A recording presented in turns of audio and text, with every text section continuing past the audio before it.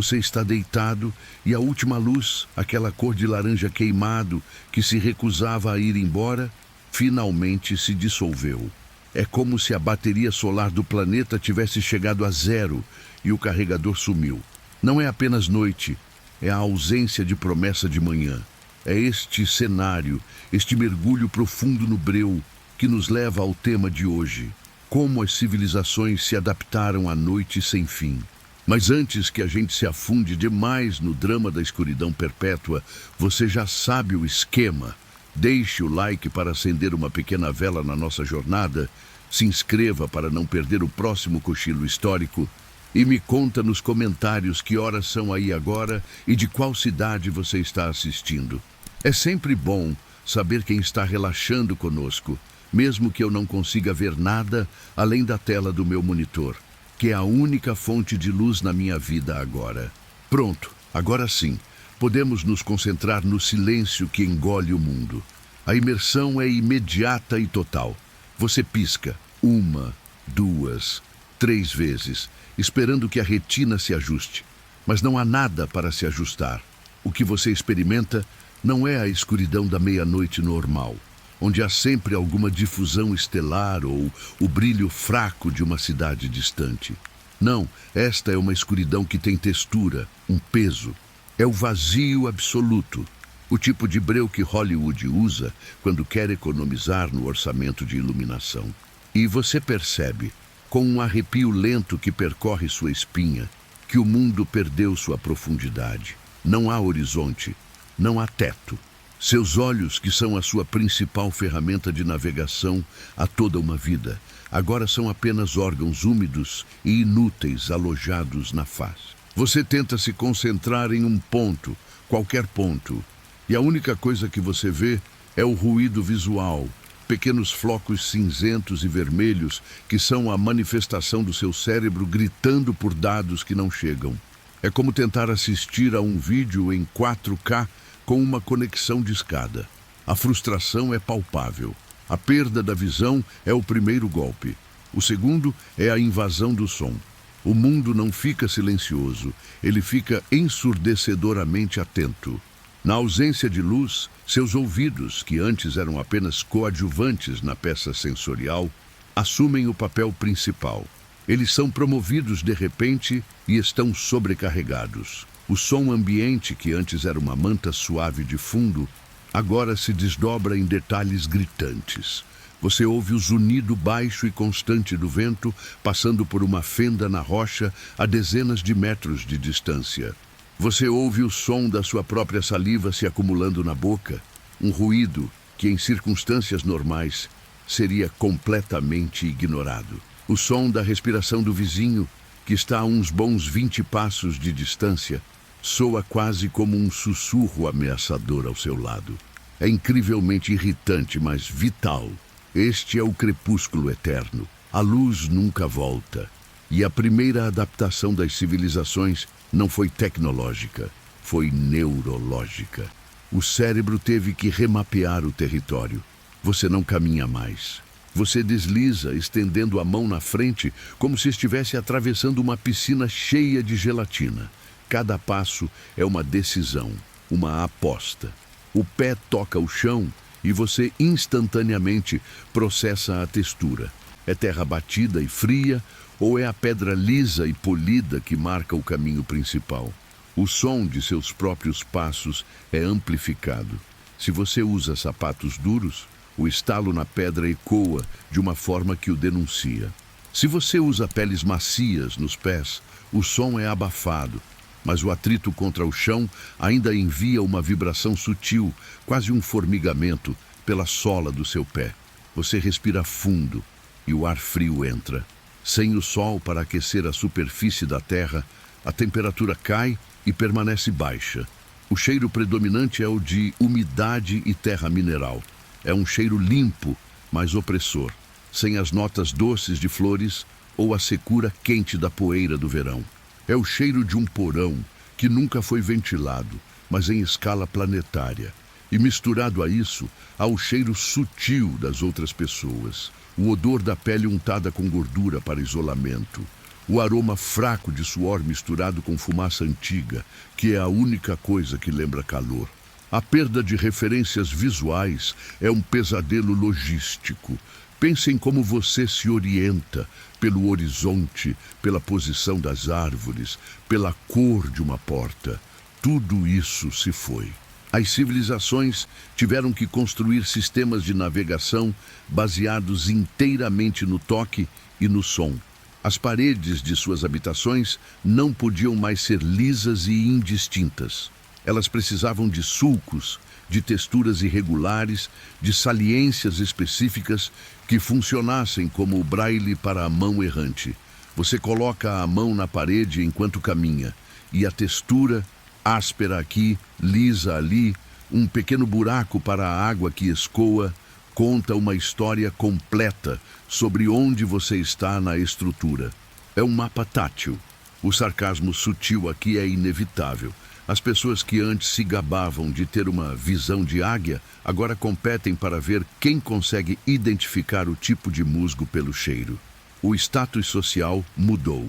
O caçador que conseguia avistar uma presa a 1 quilômetro de distância agora é inútil.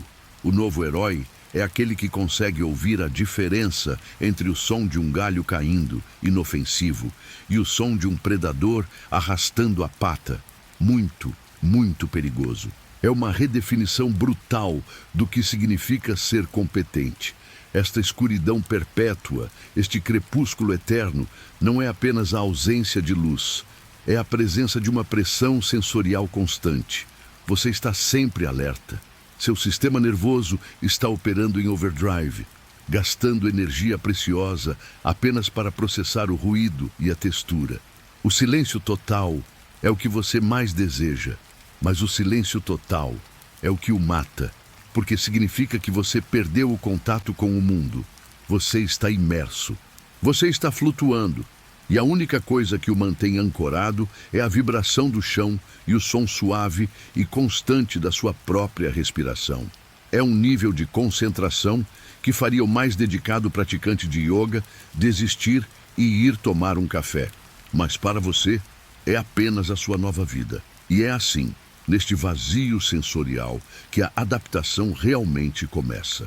Você estava flutuando naquele vácuo silencioso, lembrando-se da sensação de ter a visão completamente inútil, um sentido que de repente se tornou um peso morto, como um aparelho eletrônico obsoleto que você esqueceu de descartar.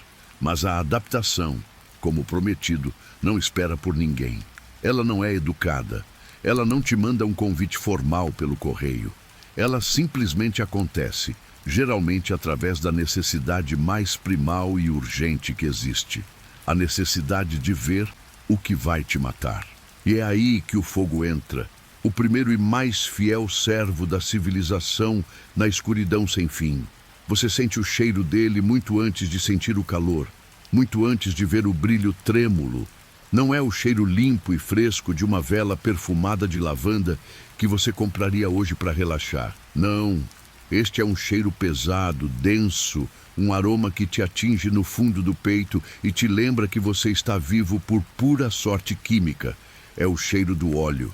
Pense na gordura animal, aquela que sobra depois que você assa um pedaço de carne por horas, misturada com o mofo úmido de madeira que não secou totalmente.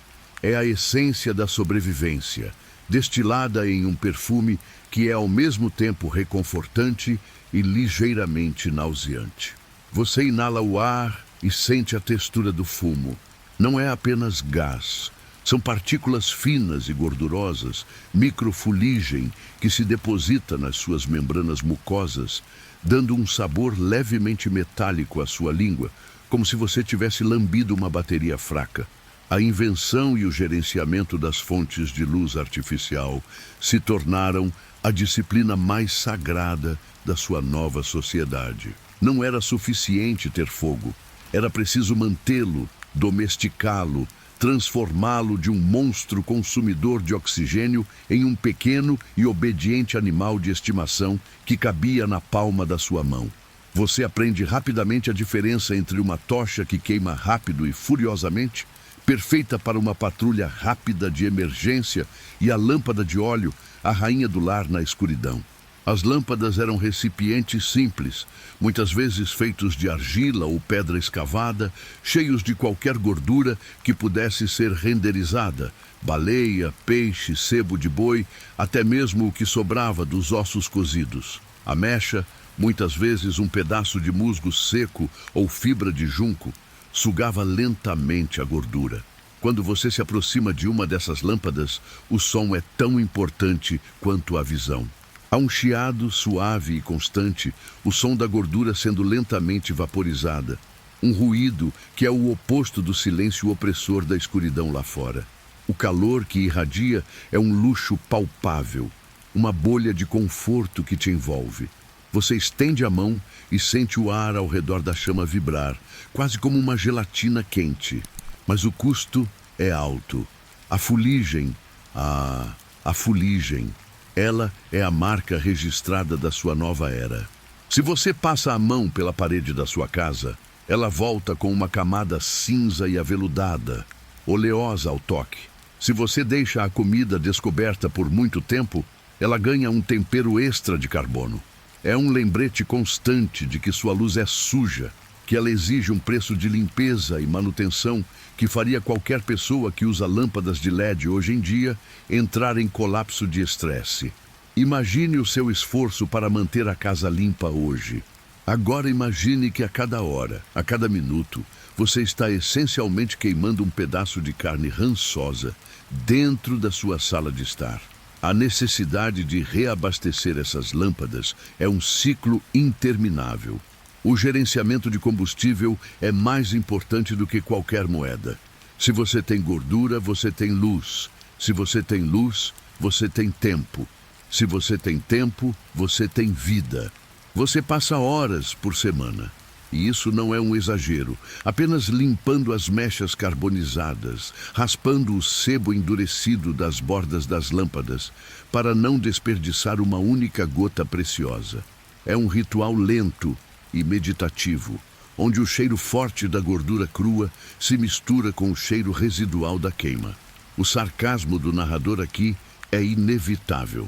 Você olha para a sua pequena fonte de luz, que mal ilumina um raio de 3 metros, e pensa nos bilhões de lúmens desperdiçados em outdoors modernos que ninguém está realmente olhando. Sua lâmpada, que exige sua atenção constante, que te suja e te faz tossir de vez em quando, é a coisa mais valiosa que você possui. É uma tecnologia incrivelmente primitiva, mas infinitamente mais confiável do que qualquer aplicativo de celular. Se ela falhar, você não tem apenas um pequeno inconveniente. Você está de volta ao vazio, e o vazio é perigoso. A textura da fumaça se torna um elemento físico da sua casa.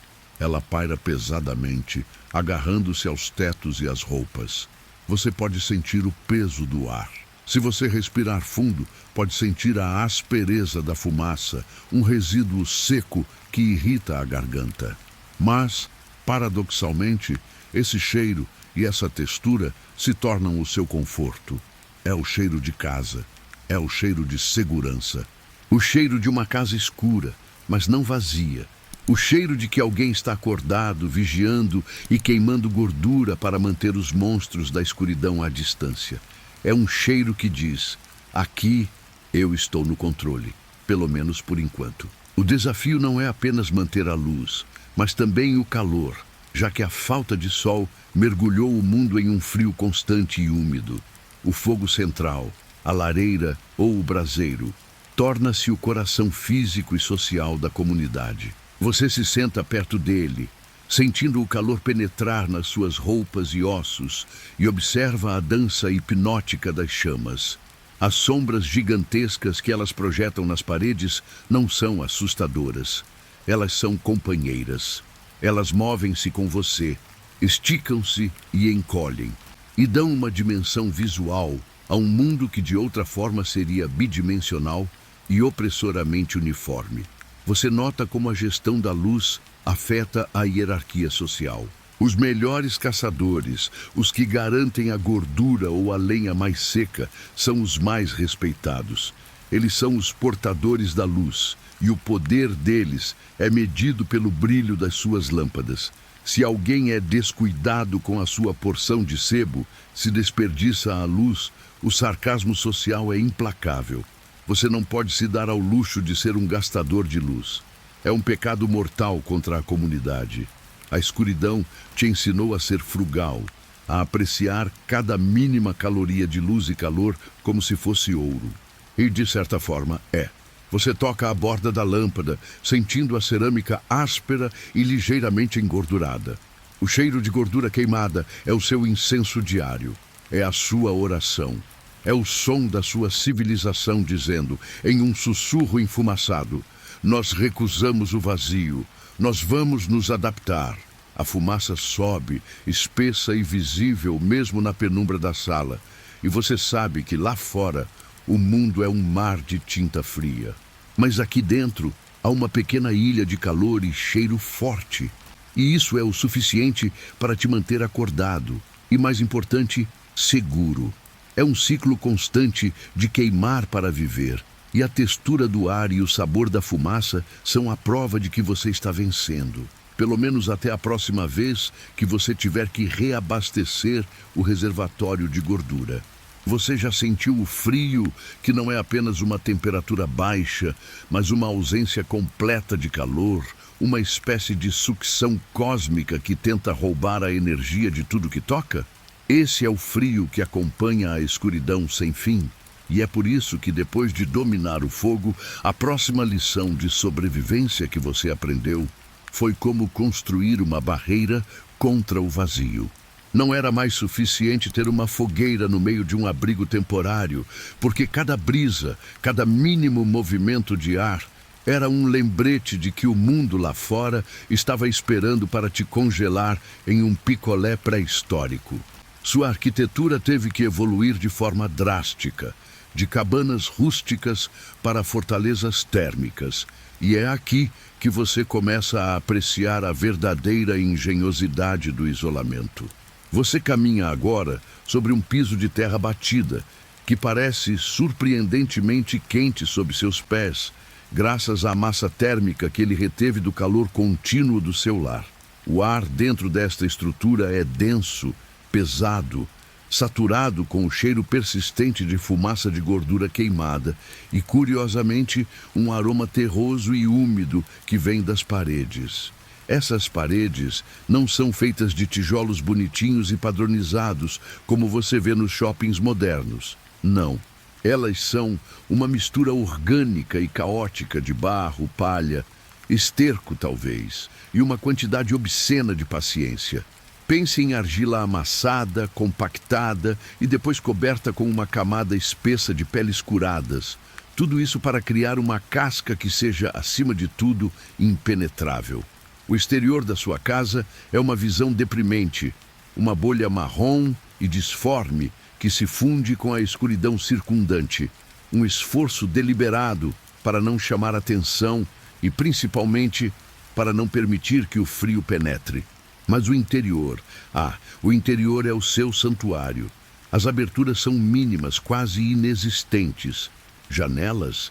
Para que, se não há sol para entrar, apenas o vácuo frio? Se houver alguma abertura, ela é pequena, coberta por uma bexiga animal ou uma placa de chifre polido, permitindo que apenas um fio de luz artificial vaze, mais para indicar sua presença a outros vigilantes do que para iluminar o espaço. Você sente a textura áspera da parede quando passa a mão por ela, uma superfície irregular que absorve o som e a luz de uma forma suave e reconfortante. A espessura dessas paredes é o que realmente te dá paz. Elas têm pelo menos 1 metro de largura em alguns pontos, especialmente na base, e você pode imaginar o esforço que levou para empilhá-las, camada por camada, esperando que cada uma secasse lentamente no ar frio e úmido. A sensação de segurança que isso proporciona é quase física. É como se você estivesse usando um cobertor de segurança que pesa centenas de quilos. O mundo lá fora pode estar gritando com o vento gelado, pode haver criaturas noturnas rastejando, ou o simples som perturbador do silêncio absoluto, mas aqui dentro o som é abafado. É um isolamento acústico que faria inveja a qualquer estúdio de gravação moderno e é vital para a sua sanidade. O teto é talvez a parte mais importante e mais vulnerável. Ele é feito de vigas grossas de madeira, se você tiver sorte, ou de ossos grandes, cobertos por uma camada densa de juncos, musgo e, muitas vezes, uma camada final de turfa ou terra. Você pode sentir o peso esmagador desse teto sobre sua cabeça. E isso não é assustador, é tranquilizador. Significa que o frio está sendo esmagado antes de chegar em você. As casas são construídas para serem baixas, muitas vezes semi-enterradas na terra, aproveitando a estabilidade térmica do solo. Você desce alguns degraus para entrar, e essa pequena descida já muda a temperatura em vários graus. É como entrar em um bunker, mas um bunker que cheira a vida e a esforço humano. O sarcasmo sutil aqui reside na sua obsessão com correntes de ar. Em seu mundo pré-escuridão, uma corrente de ar era um incômodo, talvez um sinal de que você precisava calafetar uma janela. Agora, uma corrente de ar é um assassino potencial. É um ladrão de calor que pode extinguir sua preciosa chama de óleo, ou pior, permitir que o frio insidioso se instale em seus ossos. Por isso, a vedação é uma arte sagrada. Você passa horas inspecionando cada rachadura, cada junção, usando lama fresca ou cera de abelha para garantir que a bolha de calor que você criou permaneça intacta. É uma tarefa interminável, como tentar manter a casa limpa quando todos os seus vizinhos insistem em usar sapatos enlameados. Pense na porta. A porta não é uma simples folha de madeira, é uma barreira, é pesada, feita de toras grossas, reforçada com peles e, crucialmente, selada com uma barra de travamento maciça. Quando a porta se fecha, o ruído é um baque surdo e final, um som que significa que o mundo exterior foi formalmente rejeitado. Você pode sentir a vibração do impacto através do chão batido, e essa vibração é o som da segurança. Você está dentro, e o que está fora permanece fora. A arquitetura interna também é ditada pela necessidade de conservação de calor. Não há grandes salas abertas, não há pé direito alto para desperdiçar calor subindo. Os espaços são compartimentados, pequenos, aconchegantes e projetados para manter o calor gerado pela lareira central, que é o coração da casa, o único ponto de luz constante. Você se move em espaços que parecem um ninho, onde cada movimento é eficiente e cada centímetro cúbico de ar quente é valorizado como ouro. A sensação de conforto interno é intensificada pelo contraste com o exterior. Você está sentado perto da lareira, sentindo o calor seco e intenso irradiar sobre sua pele. Seus olhos, já acostumados à penumbra, conseguem distinguir as sombras dançantes nas paredes de barro. O cheiro de fumaça é forte, mas não opressor, pois há uma ventilação cuidadosamente projetada, um buraco estreito no topo do teto que permite que o excesso de fumaça escape lentamente, mas que é pequeno o suficiente para não deixar o calor fugir rapidamente. É um equilíbrio delicado, um balé arquitetônico entre respirar e congelar. Essa adaptação arquitetônica não é apenas sobre física, é sobre psicologia. O vazio da escuridão perpétua é avassalador. Ter paredes espessas e palpáveis ao seu redor, que você pode tocar e saber que foram construídas com esforço e propósito, é um ânimo psicológico imenso. É a prova física de que a humanidade pode resistir. A textura da argila fria do lado de fora, comparada à textura quente e seca da manta de pele que você usa dentro, define a linha entre a vida e a não-vida. É como ter um firewall físico contra o apocalipse. E vamos ser honestos, essa casa simples e cheirosa é mais eficaz em te manter vivo do que a maioria dos apartamentos modernos com suas janelas de vidro fino e isolamento de papelão. Eles construíram para a eternidade da noite, enquanto nós construímos para a conveniência do dia. Você ri um pouco, um riso seco e rouco, pensando em como as prioridades mudam quando o sol decide tirar umas férias permanentes. A lição que a escuridão te ensinou é que a verdadeira segurança não está na visibilidade, mas na solidez da barreira que você constrói contra o mundo. Você estende a mão e toca a parede, sentindo a rugosidade do barro e da palha por baixo da fina camada de fuligem. É aqui que você vive, respirando o ar reciclado e quente, ouvindo o crepitar do fogo, sabendo que, apesar de tudo, você criou um pequeno universo onde o frio não pode entrar. E essa simples realização, a de ter enganado a noite com argila e esforço, é o que te permite fechar os olhos por mais um breve período de sono inquieto. Você está seguro dentro das paredes de argila e palha, mas a segurança física não resolve o problema mais traiçoeiro que a escuridão eterna impôs à sua mente: a perda absoluta de ritmo. Seu corpo, essa máquina biológica teimosa e surpreendentemente estúpida, foi projetado ao longo de milhões de anos para responder a um interruptor de luz gigante chamado Sol. Agora, o Sol está desligado para sempre e sua glândula pineal está em greve, recusando-se a liberar os hormônios certos, porque para ela são sempre 3 da manhã, ou pior ainda, nunca é hora de nada. Você sente a pressão dessa ausência temporal como um zumbido constante, um ruído branco no fundo do seu crânio, que te lembra de que você está flutuando em um mar de perpétua meia-noite. A primeira coisa que você percebe é que o tempo se tornou elástico. Uma hora de vigília parece durar uma eternidade enquanto você observa a chama da lâmpada de óleo, hipnotizado pelo movimento preguiçoso do sebo derretido. Mas, ao mesmo tempo, semanas deslizam como areia fina entre seus dedos e, de repente, você percebe que o estoque de raízes secas que deveria durar 2 meses já está perigosamente baixo. Você precisa de âncoras, de rituais rígidos que substituam o nascer e o pôr do sol. E é aqui que a engenhosidade humana, misturada com uma necessidade ligeiramente neurótica de controle, realmente brilha. O tempo para você, agora, é medido em consumo. Sua unidade básica de tempo não é o minuto ou a hora, mas sim a porção de gordura queimada. Você desenvolveu lâmpadas de óleo padronizadas, projetadas para queimar em uma taxa previsível. A cada vez que o nível do óleo atinge uma marca específica, ou a cada vez que a mecha precisa ser reajustada ou substituída, você marca uma unidade de tempo. É um sistema altamente prático e totalmente sensorial. Você cheira o tempo. Quando o aroma do óleo de peixe queimado se torna mais denso e a fumaça começa a irritar a parte de trás da sua garganta, você sabe que é hora de trocar o turno de vigília.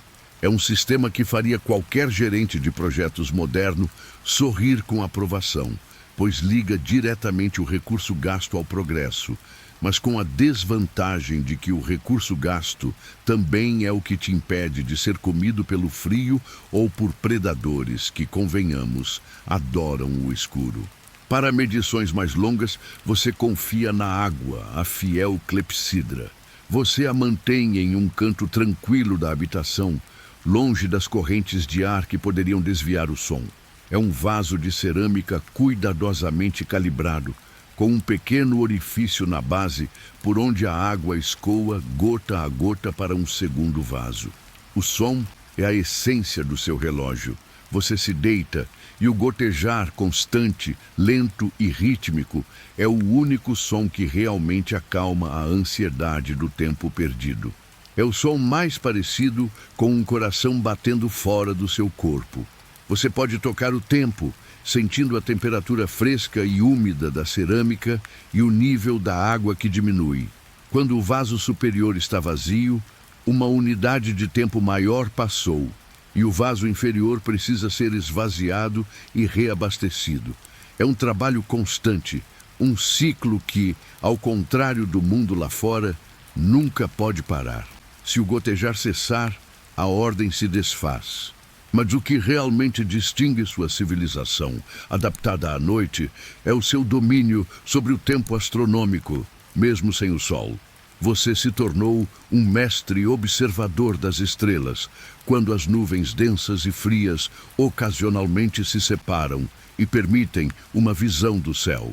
É um fato histórico amplamente conhecido que a organização do tempo foi fundamental para as civilizações antigas, e os egípcios, por exemplo, desenvolveram um calendário de 365 dias, dividido em 12 meses, baseado em observações celestes, especificamente o nascer helíaco de Sírius. Você não tem o Sol para calibrar o seu ano, mas o ritmo imutável das constelações distantes, aquelas agulhas de luz perfurando o manto negro, torna-se seu guia para as estações. Você aprende a reconhecer padrões sutis, a posição de certas estrelas que indicam a época da migração dos animais que você caça, ou o momento certo para plantar os fungos subterrâneos que formam a base da sua dieta. Você não apenas olha para as estrelas, você as usa como um mapa de estrada para o futuro. Um futuro que, de outra forma, seria apenas uma escuridão homogênea. O sarcasmo sutil aqui é que enquanto seus ancestrais usavam esses calendários para prever inundações e celebrar colheitas, você os usa para saber se é hora de colocar mais uma camada de pele ou se o estoque de sal está acabando. As grandes conquistas da astronomia, reduzidas a um sistema de gerenciamento de inventário sob condições de zero visibilidade. O ritmo interno é forçosamente recondicionado. Você não dorme mais em uma única noite longa e profunda, como a maioria das pessoas faz no mundo iluminado. O sono profundo é um luxo perigoso e um desperdício de vigilância em um mundo onde a escuridão é um predador constante. Você adota o que os acadêmicos modernos chamariam de sono polifásico, cochilos curtos e estratégicos que duram o tempo de queimar meia unidade de gordura. Você acorda sentindo-se sempre um pouco grogue, como se tivesse acabado de sair de um avião depois de um voo transcontinental. Mas é o suficiente. O cheiro de fuligem e o som do gotejar da clepsidra se tornam os sinais mais confiáveis de que é hora de acordar e assumir a próxima tarefa. A rigidez dessa rotina é a sua sanidade. Você tem horários definidos para a alimentação, para a manutenção do fogo, para a ronda de segurança e para o trabalho artesanal. Se você falhar em seguir o cronograma, o caos se instala rapidamente. É como tentar gerenciar uma grande empresa com milhares de funcionários, mas em vez de acionistas insatisfeitos, você tem a ameaça real de congelamento e fome. É por isso que você não confia em ninguém que não consiga manter o ritmo. A pontualidade não é uma virtude, é a diferença entre a vida e a morte comunitária. O controle do tempo não é apenas uma conveniência, é uma arma contra o ambiente. Você usa o tempo para racionar, para planejar a escassez, para garantir que o consumo de recursos seja mais lento do que a capacidade de reposição, por mais difícil que seja a reposição. O som de um pequeno gong de bronze, batido a intervalos exatos, atravessa o assentamento, um pulso sonoro que unifica todos. É um som oco e ressonante que se choca contra as paredes de barro e volta para você, lembrando-o de que, apesar da noite sem fim, você e sua comunidade ainda estão se movendo para frente, passo a passo, gotejar a gotejar, chama a chama. Você domou a escuridão não com luz, mas com o tic-tac inflexível da necessidade. Você se tornou a personificação da disciplina, e o tempo, que antes era um tirano invisível, agora é um servo que você regula com óleo e água. Você se move agora para a despensa sombria, e o sabor da preservação preenche o ar antes mesmo que você acenda sua lâmpada de gordura de baleia. Você deixou para trás o tic-tac da clepsidra, o ritmo frio e mecânico do tempo, e agora confronta o ritmo quente e biológico da fome. Seu estômago não se importa se você mediu perfeitamente as últimas 12 horas. Ele exige combustível. E em um mundo onde o sol é apenas uma lenda, cada caloria é um tesouro. Você estica o braço, tateando a parede áspera de pedra que leva à câmara de armazenamento. A textura é fria e ligeiramente úmida. Um lembrete constante de que o mundo externo está sempre tentando roubar seu calor. A dificuldade de caçar ou colher se tornou a piada mais sombria da sua comunidade. Imagine tentar caçar um coelho ou um cervo em um breu que faria o interior de um forno parecer um palco iluminado. Seus ancestrais podiam rastrear pelo orvalho, pela sombra, pelo sol alto. Você só pode esperar que o animal tropece em você. E se isso acontecer, provavelmente é algo grande o suficiente para te mastigar. A ideia de forragear por frutas ou vegetais é hilária. Você não colhe. Você tropeça em algo e reza para que não seja venenoso. O que, francamente, é uma aposta que nem mesmo o mais desesperado dos seus vizinhos está disposto a fazer. Você aprendeu que a natureza, sem a luz do sol para dar ordens, se torna um caos silencioso, um armário escuro, cheio de surpresas pontudas e coisas que chipam. A agricultura, como era conhecida, morreu. Você agora cultiva fungos e raízes que não se importam com a ausência da fotossíntese, mas mesmo isso é um esforço que exige mais energia do que a recompensa muitas vezes oferece. O que resta é a despensa sombria, o coração pulsante, embora lento, da sua sobrevivência. O cheiro aqui é intenso, uma camada densa de sal, fumaça e fermentação que é quase palpável. Você respira fundo e a mistura de aromas entra pelos seus pulmões, lembrando-o de charcutaria artesanal de alta qualidade, mas sem o glamour e com um sabor muito mais urgente.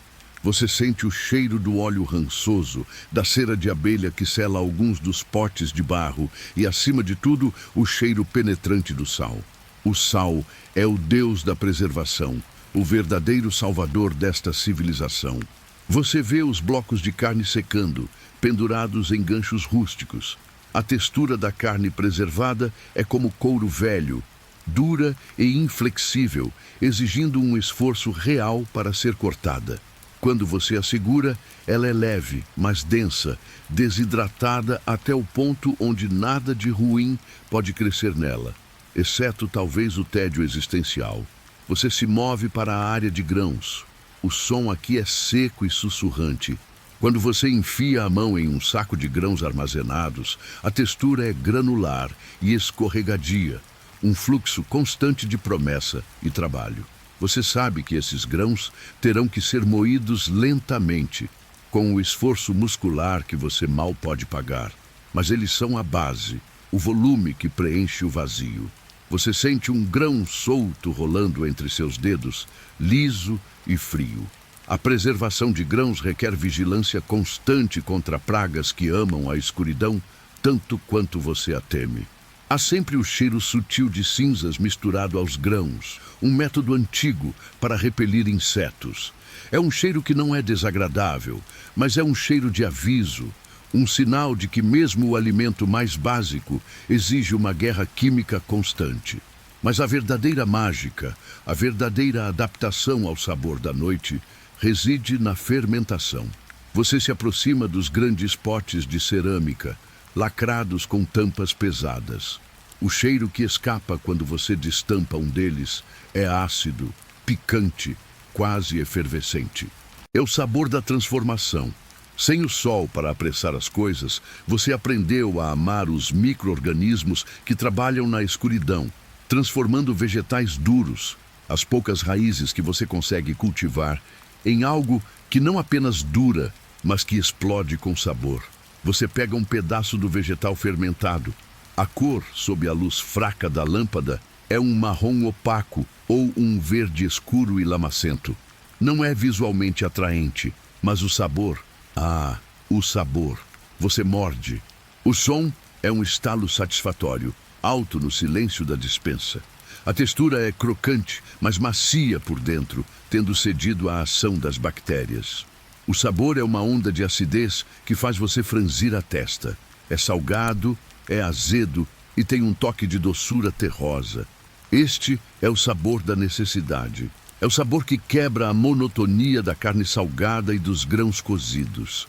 Você aprecia a complexidade, pois ela engana seu cérebro, fazendo-o pensar que você está comendo algo fresco e vibrante, embora ele tenha sido preparado há meses.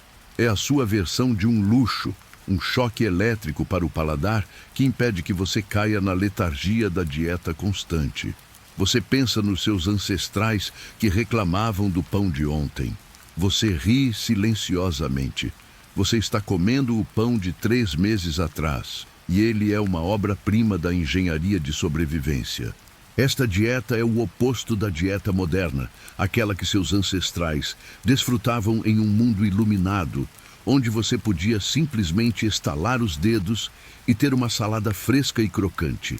Sua comida é pesada, densa, projetada para queimar lenta e consistentemente, como a gordura na sua lâmpada. Não há lanches leves e arejados. Sua refeição é um compromisso sério com a sobrevivência. Você mastiga a carne seca, sentindo a fibra se desfazendo lentamente na sua boca. O sabor do defumado é dominante, uma assinatura de segurança, pois você sabe que o fogo é a única coisa que realmente purifica. O sarcasmo sutil aqui não é sobre a comida em si, mas sobre a constante vigilância. Você tem que racionar cada porção como se fosse o último grama de ouro. Você não pode se dar ao luxo de desperdiçar. O planejamento da despensa não é um exercício de culinária. É um exercício de matemática fria e cruel. Se um pote cair, se um rato conseguir entrar, se a umidade for muito alta, isso pode significar que alguém não comerá amanhã. Você se pega contando os pedaços de carne, inspecionando o selo de cera em cada pote, com uma paranoia saudável que se tornou uma característica social.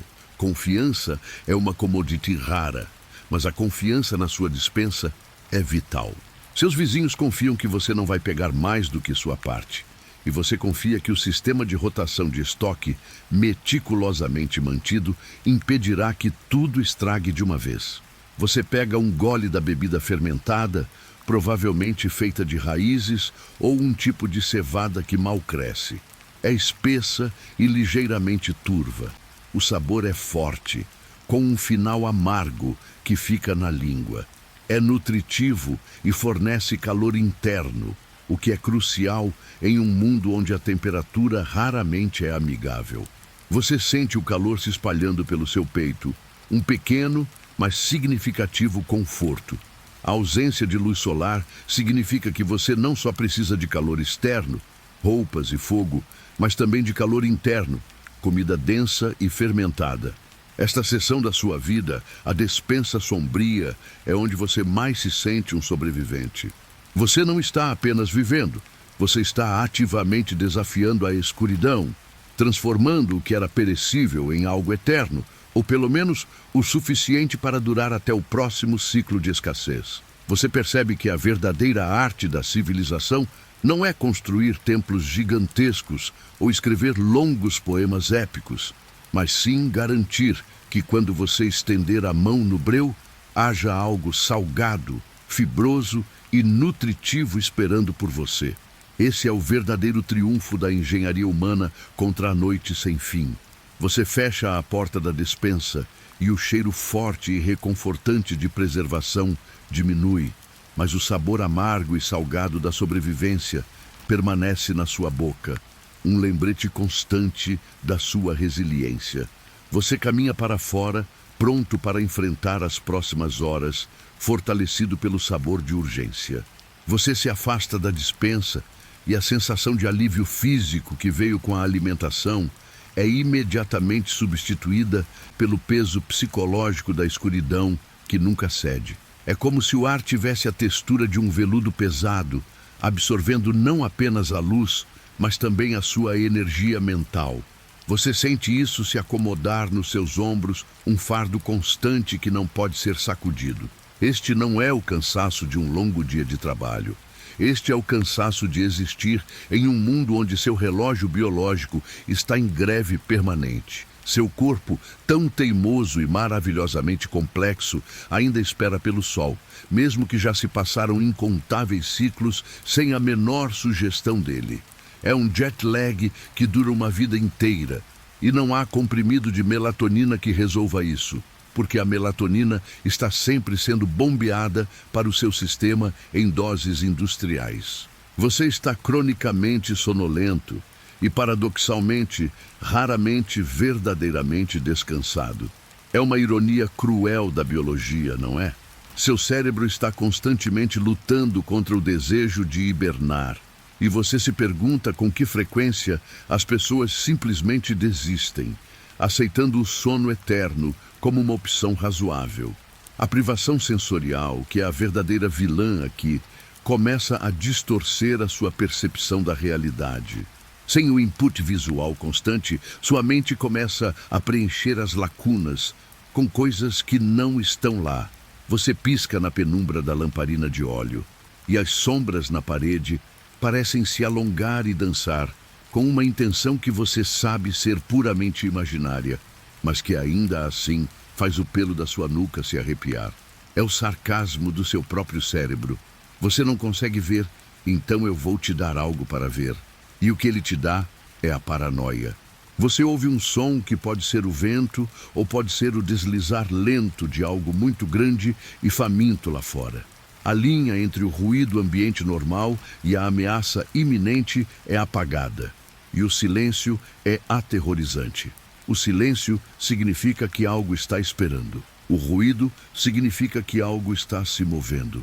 Não há paz no meio, apenas um estado constante de alerta de baixa intensidade. E então, há os sonhos. Os sonhos. Eles são o seu único cinema colorido, o seu show particular de luzes, e eles são exaustivos.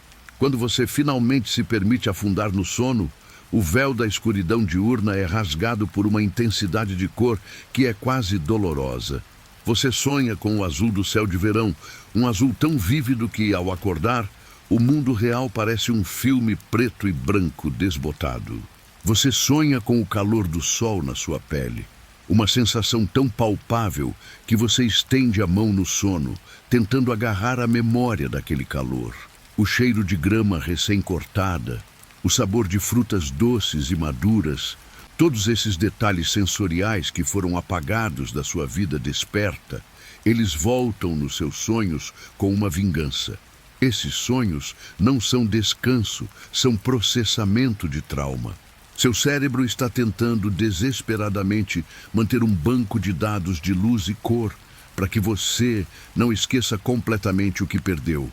É como se você estivesse assistindo a um filme de alta definição em uma sala de cinema escura e a transição de volta para o mundo real, iluminado apenas pela chama fraca, é um choque brutal para o sistema. Você acorda com o coração acelerado, a pele suada, não por um pesadelo de monstros, embora eles também venham, mas pela pura e avassaladora presença da luz. Você se sente como se tivesse corrido uma maratona mental, e a fadiga que se segue é mais profunda do que qualquer cansaço físico. Você se pergunta se é melhor simplesmente evitar dormir, mas o corpo exige o seu preço. Para combater essa avalanche mental, as civilizações desenvolveram rituais de conforto psicológico. Você precisa de âncoras. A repetição é a sua melhor amiga. Você se pega contando o número de tábuas no chão, o número de vezes que a lamparina pisca por minuto. Pequenas tarefas repetitivas que dão à sua mente algo para mastigar que não seja o pavor do vazio. O toque se torna fundamental. Você se agarra a um pedaço de tecido, um cobertor de lã áspero, mas familiar. E a textura dele é um lembrete físico de que você está aqui, você é sólido, e o mundo não se dissolveu completamente em sombras. O som de uma voz familiar, mesmo que seja apenas alguém resmungando sobre a dificuldade de encontrar lenha, é o ruído branco que acalma a tempestade interna. Você precisa de garantias de que não está sozinho nessa luta mental. É por isso que o isolamento é uma sentença de morte psicológica. O confinamento na escuridão é um método de tortura eficaz porque ataca a mente, não o corpo. Então, você se inclina em direção a qualquer fonte de calor e companhia. O calor da fogueira não apenas mantém o frio físico afastado, mas o calor social. Sentar-se perto de outros, ouvir o ritmo lento e constante da respiração deles, o mastigar suave de alguma comida estocada, isso é o que impede a sua mente de mergulhar na loucura. É um tipo de terapia comunitária forçada, onde o terapeuta é a sobrevivência e a sala de espera é a noite sem fim.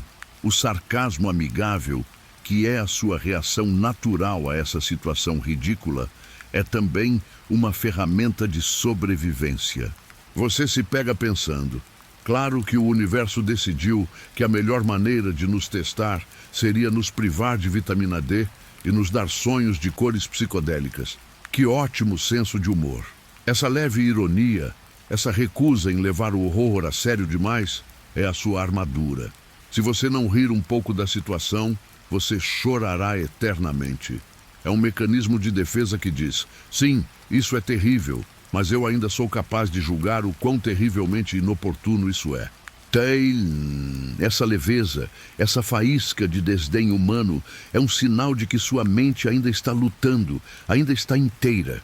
Você sente o desejo de coçar a pele, um prurido nervoso que não é causado por insetos, mas pela ansiedade que se acumula sob a superfície. É o seu corpo dizendo que algo está errado, que a luz está faltando, que a ordem natural foi subvertida. Você tenta respirar fundo, mas o ar é denso e o cheiro de fuligem e gordura se agarra aos seus pulmões. Um lembrete constante de que sua vida depende de combustível queimado e não da energia livre e radiante de um sol há muito esquecido. Você se move lentamente, com a precisão de alguém que está tentando evitar perturbar um equilíbrio mental frágil.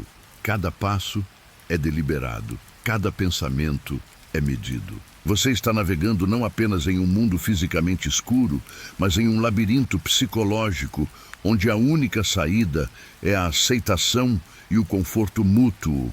Você sabe que a noite sem fim é um desafio para os seus músculos e sua despensa, mas acima de tudo, é um desafio para a sua alma.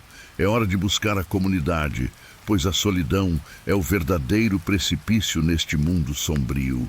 Você se apoia contra a parede de pedra fria, sentindo o peso da aceitação que a sessão anterior lhe impôs. Mas o ser humano, você sabe, não se contenta apenas com a aceitação física.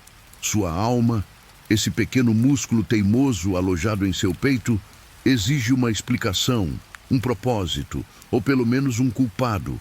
É aqui que os antigos deuses, aqueles que prometiam a luz da manhã e o calor do meio-dia, dão lugar a uma nova e, francamente, muito mais prática linha de divindades. Pense nisso como uma mudança corporativa. O CEO do Sol falhou miseravelmente em cumprir seu contrato de iluminação diária, então ele foi demitido, com efeito imediato, e substituído por alguém que realmente entrega resultados, mesmo que esses resultados cheirem a gordura queimada. O sarcasmo é inevitável quando se observa a rapidez com que a fé humana pode se realinhar. Por milênios, você construiu templos de mármore para o sol, o grande doador de vida, o olho de ouro que tudo via. Agora, onde está ele? Em algum lugar, no vazio cósmico, tirando um cochilo eterno, deixando você no escuro para se virar. O templo do sol está vazio, e o silêncio lá dentro é tão pesado que parece ter a textura de veludo molhado. Ninguém mais se incomoda em limpar a poeira das estátuas que olham para o céu com olhos cegos. Por que adorar o que o abandonou? A nova religião não é sobre o que está infinitamente distante, mas sobre o que está perigosamente perto, sobre o que você pode tocar e sentir aquecendo suas mãos. Você começa a prestar atenção ao ritmo da nova liturgia, que é ditada não por sinos ou tambores, mas pelo estalar da lenha e pelo chiado do óleo no pavio. O novo Deus é o fogo. Sim, o fogo. em toda a sua glória temperamental. Ele é a sua luz, seu aquecedor, seu cozinheiro e seu protetor contra as criaturas que você jura se movem nas sombras mais densas. O cheiro do ritual é o cheiro de casa, fumaça. Uma fumaça densa, carregada de fuligem, que não é mais apenas um subproduto da sobrevivência, mas o perfume do sagrado. Você inala profundamente, e a fumaça oleosa, proveniente da queima de gordura animal misturada com ervas secas, reveste seus pulmões com uma sensação de calor e segurança. É um cheiro que gruda em suas roupas, em sua pele e em seus sonhos. Você cheira a piedade. As novas divindades do fogo assumem muitos nomes, mas a essência é a mesma. O guardião da chama, o doador de calor, aquele que afasta o vazio. Os sacerdotes que antes vestiam branco para refletir a luz solar, agora usam vestes grossas e escuras, tingidas com fuligem e cinzas, que absorvem e retêm o calor do fogo. Eles parecem robustos, práticos e muito menos inclinados a promessas vazias. Eles prometem apenas calor, alimento cozido e a chance de ver a face de seu vizinho por mais uma noite.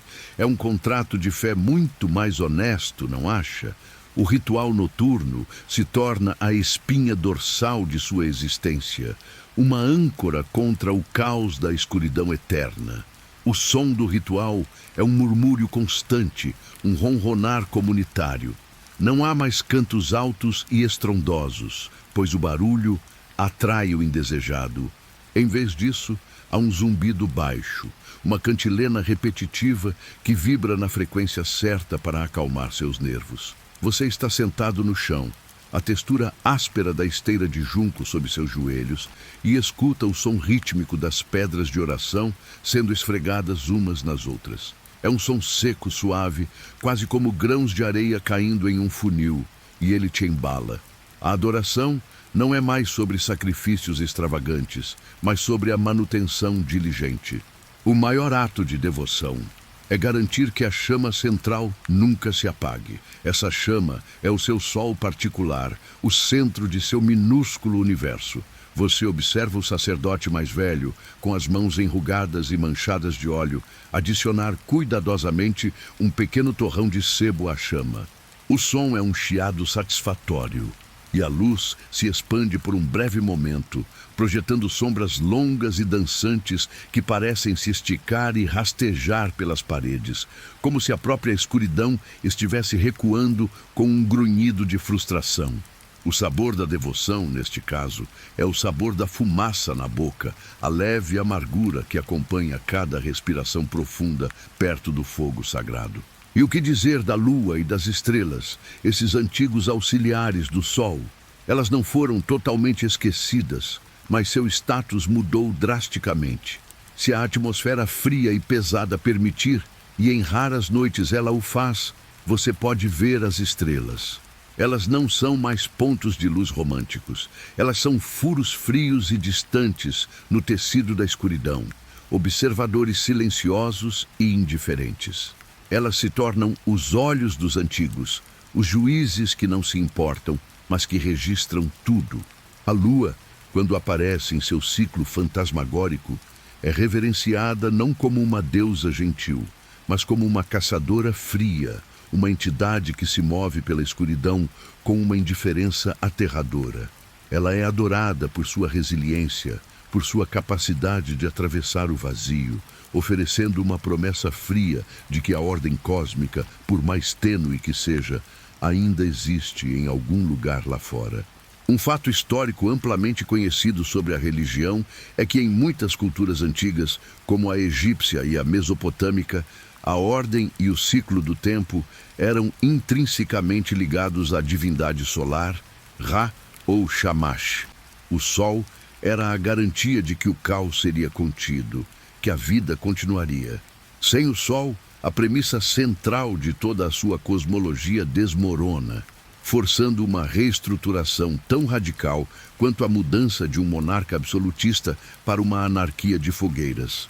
É quase divertido observar a teologia se contorcendo para se adaptar. Eles não podem mais prometer o paraíso brilhante. Então, eles prometem a sobrevivência aquecida. É um ajuste de expectativas brutal, mas necessário. Você se pega pensando no que aconteceria se a eletricidade fosse inventada neste mundo de escuridão. O culto do fogo seria substituído pelo culto do dínamo. O cheiro da fumaça santa daria lugar ao cheiro de ozônio e cobre quente? Provavelmente sim. A humanidade adora o que funciona. E por enquanto, o que funciona é a chama que você pode alimentar com suas próprias mãos. O sarcasmo some um pouco quando você percebe a profundidade do conforto. A escuridão lá fora é total, um vácuo que suga o calor e a esperança. Mas aqui dentro, no santuário comunitário, a chama pulsa. Ela emite um som suave, quase como um sussurro de água fervendo. E você sente o calor em seu rosto, uma textura invisível, mas palpável. A sensação é de que você está sendo abraçado por um cobertor de ar quente. A fé se tornou visceral. Não é mais sobre a salvação da alma em algum lugar distante, mas sobre a salvação do corpo neste exato momento. Os sacerdotes do fogo também atuam como guardiões da história, pois a escuridão ameaça apagar a memória tanto quanto apaga a luz. Eles são os contadores de histórias, aqueles que murmuram lendas sobre o grande brilho, o tempo mítico em que o céu era azul e quente. Essas histórias não são ensinadas como promessas de retorno, mas como parábolas de vigilância.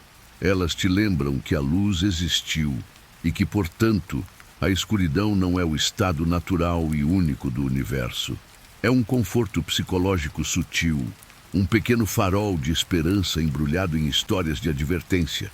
Você fecha os olhos por um instante, sentindo a dança das sombras na parte interna de suas pálpebras. O som do murmúrio comunitário e o estalar do fogo se fundem em um ruído branco primitivo, o som da sobrevivência organizada. É um som que diz: ainda estamos aqui e temos fogo. E isso, neste mundo sem sol, é a definição mais pura de divindade. Você confia no fogo com a mesma certeza que confiava no sol, mas com uma diferença crucial. Você pode alimentá-lo, você pode tocá-lo, você pode cheirá-lo.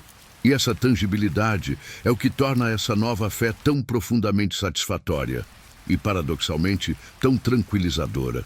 Você se entrega ao ritmo lento da devoção, à fumaça que te conforta e ao calor que te protege. Você está agora imerso na mais profunda das ironias sociais.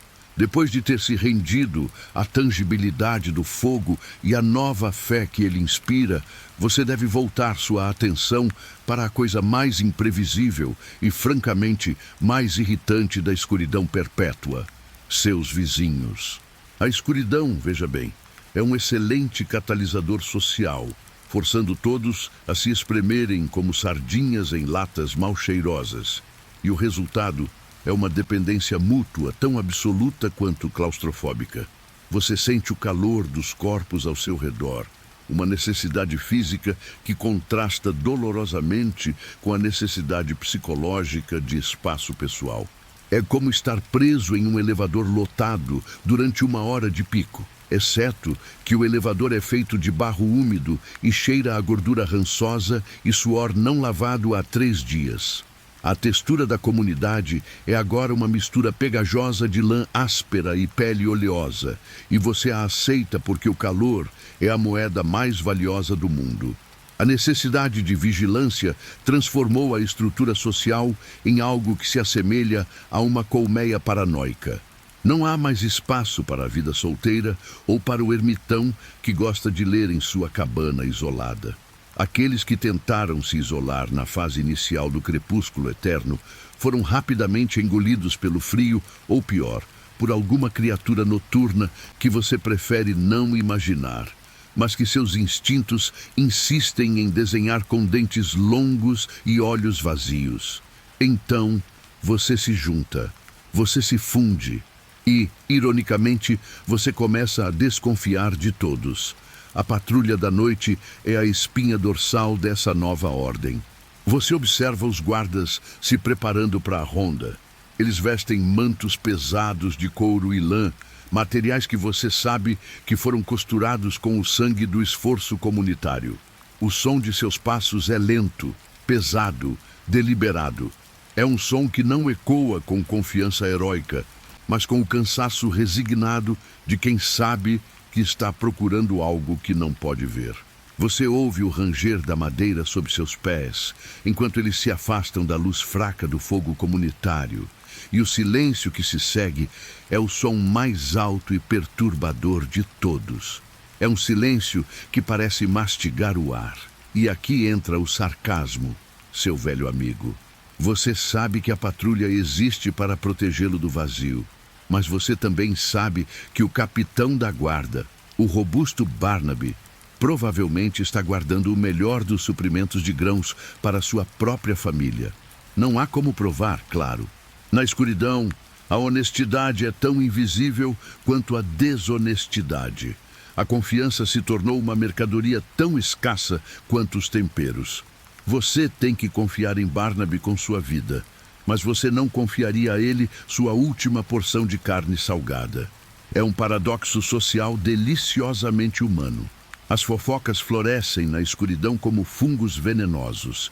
Sem a distração da luz do dia, sem o sol para julgar as sombras projetadas por suas ações, a imaginação humana entra em overdrive. A paranoia se torna a principal forma de entretenimento. Se Maria não apareceu para a tarefa de moer grãos, não é porque ela está doente. Ah, não.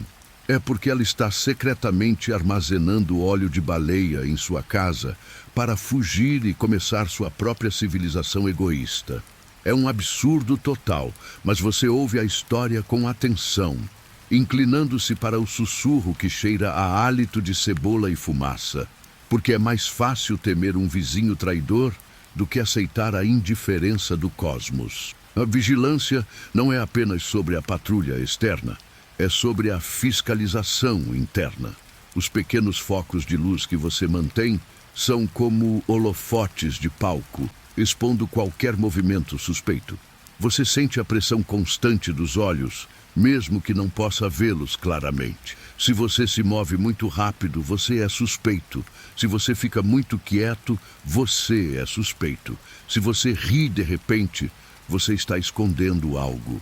A textura do ar dentro do abrigo comunal é pesada, úmida, carregada de dióxido de carbono e julgamento silencioso. A estrutura de segurança é projetada para ser redundante. Há a patrulha externa, que lida com o que pode estar lá fora, e a patrulha interna, que lida com o que você já sabe que está lá dentro, humanos. O toque da segurança é áspero, como a superfície de um machado de pedra, mas necessário. As regras são rígidas e simples. O acesso ao fogo é restrito. O racionamento é aplicado com a severidade de um sargento irritado. E se alguém tentar roubar, bem, a punição é rápida e, francamente, você não quer pensar muito sobre ela, porque a ideia de ser expulso para a escuridão absoluta é o horror final, muito pior do que qualquer castigo corporal. Você sente o peso da coesão social como um cobertor de chumbo. É quente e protetor, mas sufocante. Você anseia por um momento de solidão.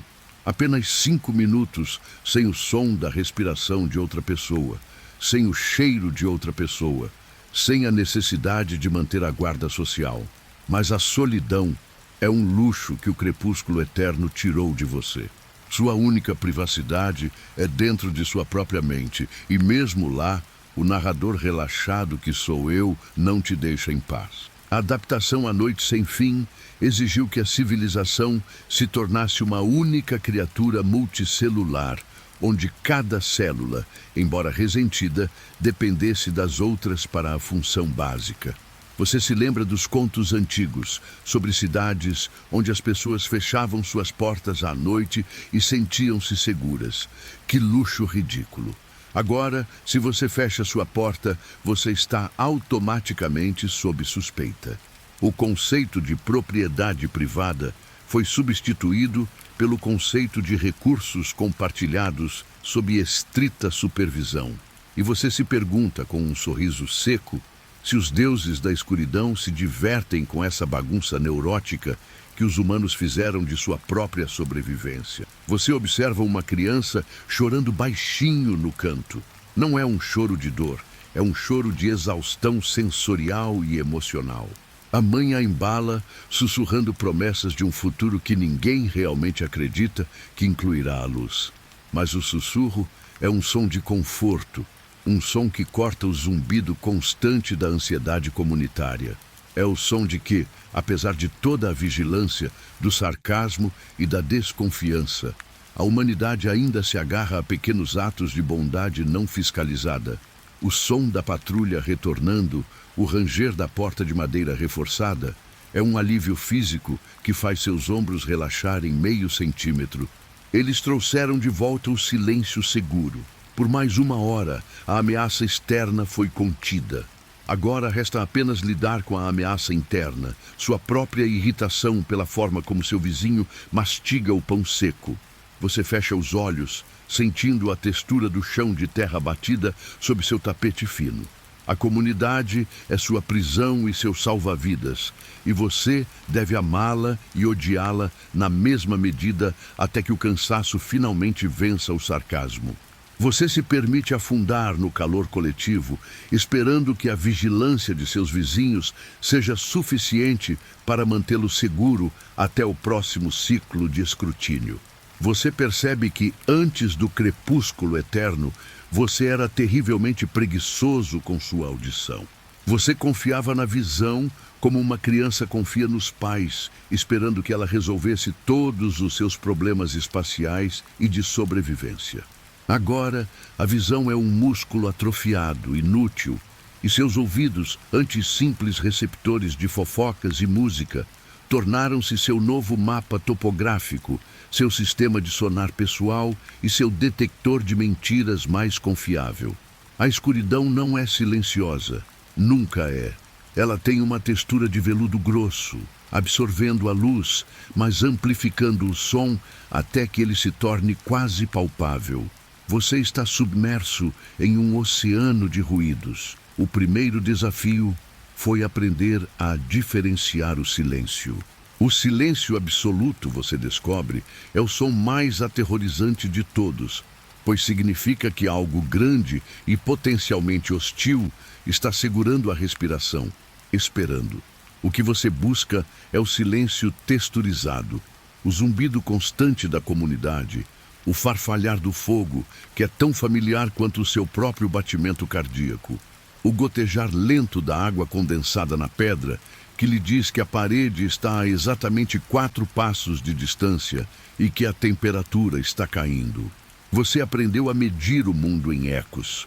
Um bater de pé na terra compactada viaja de maneira diferente de um bater na madeira oca. O som não apenas informa o que está lá, mas o que está ausente, e essa ausência é o que mantém você acordado. Você se torna um mestre na arte da ecolocalização sutil, não como um morcego, que é um pouco exagerado e rude, mas com pequenos ruídos intencionais. Um pigarro discreto, o arrastar cuidadoso da sola de couro, o estalo calculado de um graveto que você carrega. O som ricocheteia nas superfícies e retorna com uma assinatura única. Paredes de rocha bruta devolvem um som áspero e denso, quase como um soco no ar. Uma tapeçaria pendurada ou uma pilha de peles de animais dão um retorno abafado, macio, que você associa ao conforto e ao isolamento. É quase como se você estivesse usando a boca para desenhar o ambiente ao seu redor no ar, e seus ouvidos fossem os olhos que leem esse desenho invisível. Isso exige uma concentração mental que faz a leitura de um livro de impostos parecer um passatempo relaxante. Seu cérebro, percebendo que você não fará mais uso de fotorreceptores, dedicou todos os seus recursos de processamento para a audição. E aqui está a curiosidade surpreendente que a escuridão revelou. A capacidade humana de localização sonora, que já era impressionante, torna-se sobre-humana quando desprovida de luz. Normalmente, seu cérebro usa a diferença minúscula de tempo, medida em milionésimos de segundo, que o som leva para atingir um ouvido, e depois o outro para determinar a direção. Na escuridão perpétua, a plasticidade neural entra em ação.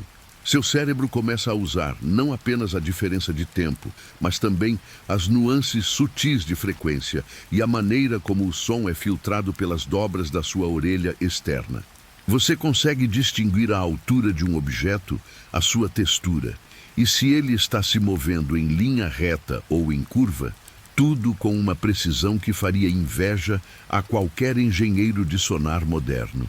Você consegue ouvir a intenção de alguém em seus passos antes mesmo que eles cheguem perto. É exaustivo. Você sente o peso da vigilância auditiva constante. É como se você estivesse sempre ouvindo uma dúzia de conversas ao mesmo tempo, e todas elas são críticas para a sua sobrevivência. O som do vento lá fora, que antes era apenas um ruído de fundo, agora é um indicador de pressão atmosférica, de mudança de temperatura, e se ele assobia em um tom particularmente alto, é um aviso de que as defesas externas precisam ser inspecionadas.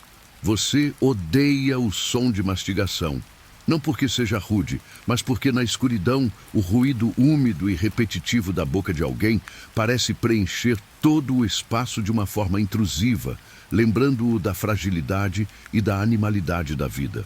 A textura do silêncio nunca é lisa. Ela é pontilhada pelo som de seu próprio sangue pulsando em suas têmporas, que se torna o seu metrônomo mais íntimo. Você aprende a ignorar isso, a filtrá-lo, a empurrá-lo para o fundo da sua consciência, como se fosse um papel de parede sonoro. O que você não pode ignorar são os sons da noite que não deveriam existir. O guincho metálico de algo que não é metal. O som de algo deslizando sobre a pedra que é muito pesado para ser um rato, mas muito leve para ser um predador. É nessas horas que o sarcasmo do narrador interno se cala, e você é apenas um animal assustado, dependente de 2 pequenos pedaços de carne e cartilagem em cada lado da sua cabeça. Você usa a ressonância para se comunicar com a comunidade. Gritos não funcionam bem. Eles se dispersam e criam um caos de informações. Em vez disso, vocês desenvolveram um sistema de batidas e toques. 3 batidas lentas na parede significam perigo iminente. Uma batida rápida e repetida significa que alguém está doente ou precisa de ajuda médica. 2 batidas espaçadas significam que o turno de vigia mudou e é seguro relaxar. É uma linguagem tátil e auditiva, onde o som é menos sobre a palavra e mais sobre a vibração que ele causa no material que você toca. Você coloca a mão na parede e sente a resposta da batida do vizinho. Uma confirmação silenciosa de que eles estão lá, acordados e tão miseravelmente vigilantes quanto você. Essa dependência do som também gera uma paranoia social interessante. Você não pode ver o rosto das pessoas, não pode ler suas microexpressões. Você tem que confiar no tom de voz, na hesitação antes de uma resposta, no ruído que a pessoa faz ao se mover. Se o som da respiração de alguém for muito raso, você suspeita de medo. Se for muito profundo, você suspeita de dissimulação. Você se torna um detetive de ruídos e todos ao seu redor estão sob constante escrutínio auditivo. É um mundo onde a honestidade é medida pela clareza da dicção e pela ausência de passos furtivos.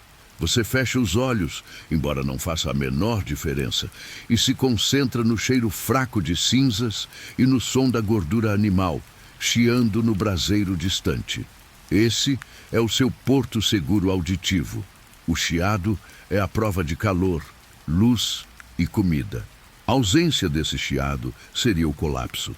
Você se permite relaxar apenas um pouco, sabendo que mesmo que você caia no sono, seus ouvidos permanecerão em um estado de alerta superficial, prontos para captar qualquer anomalia no mapa sonoro que você construiu arduamente. Você é o mestre da escuridão, mas a escuridão é quem dita as regras, e a principal regra é: escute ou pereça.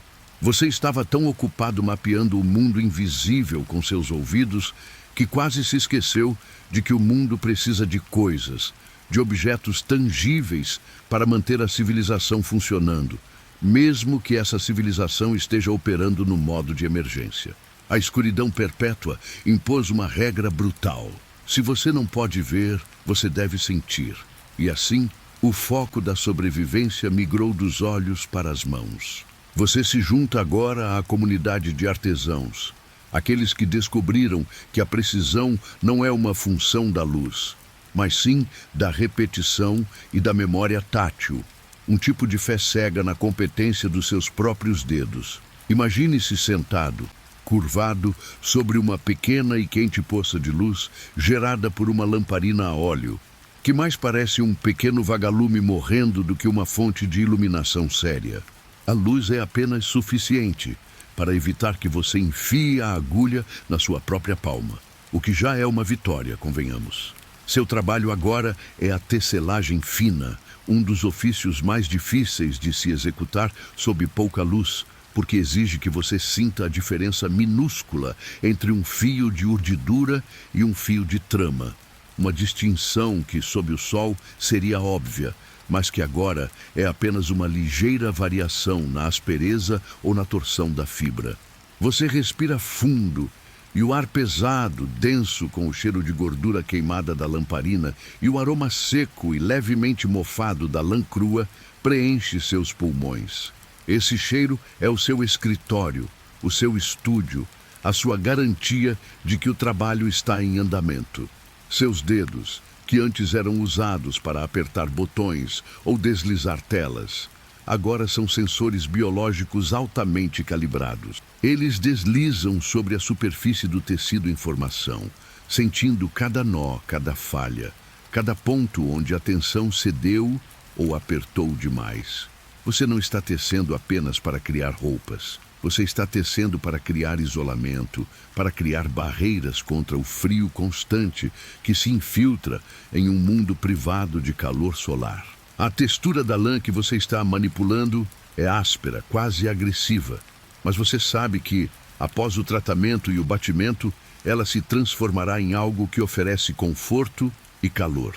Você trabalha em um ritmo lento, quase hipnótico, impulsionado pelo som rítmico do tear manual.